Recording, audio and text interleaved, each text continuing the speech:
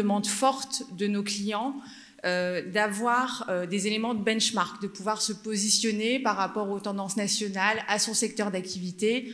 Une fois qu'on a dit à une entreprise qu'elle a un taux d'absentéisme de 5%, on ne lui a pas dit grand-chose. Donc c'est important de pouvoir se positionner et d'analyser les tendances sur la durée. Donc on a évidemment tous en tête les spécificités du Covid en 2020, mais là l'idée c'est vraiment d'avoir une analyse de fond sur une période de 4 années.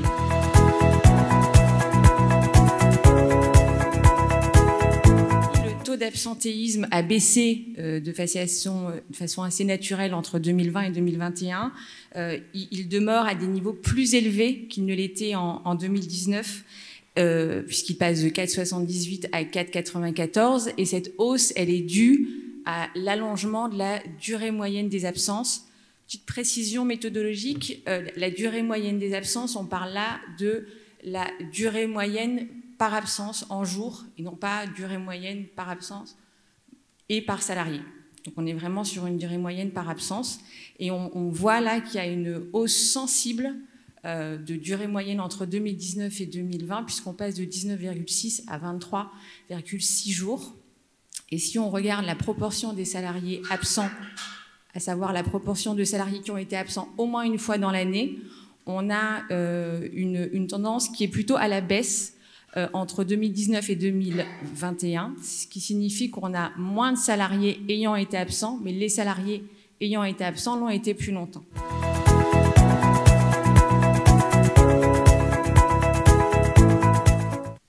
Donc, comme l'a dit Sabéa, la durée moyenne des absences a augmenté d'un peu plus de 20% entre 2019 et 2021. Cette augmentation de la durée des absences, elle est généralisée à l'ensemble des motifs analysés dans cet observatoire statistique. Et disons qu'en particulier pour les arrêts maladie, on est sur une augmentation de 20,9%.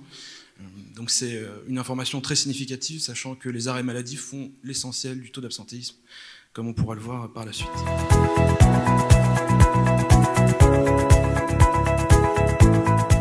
Vigilance assez majeure de l'enquête, on a vraiment un absentéisme des jeunes qui augmente plus et plus vite.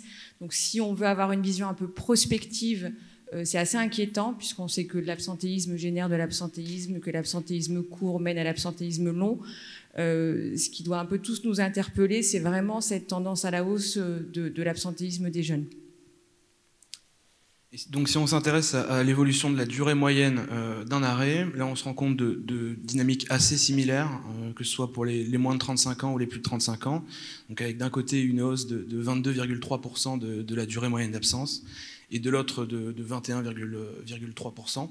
Donc on est sur des dynamiques assez similaires, et c'est ce qu'on va voir juste après. En fait, c'est la baisse du nombre de salariés absents pour les plus de 35 ans, et surtout la baisse du nombre d'arrêts courts et de l'importance du taux d'absentéisme pour les arrêts de moins de 10 jours chez les plus de 35 ans, qui fait que le taux d'absentéisme reste relativement stable.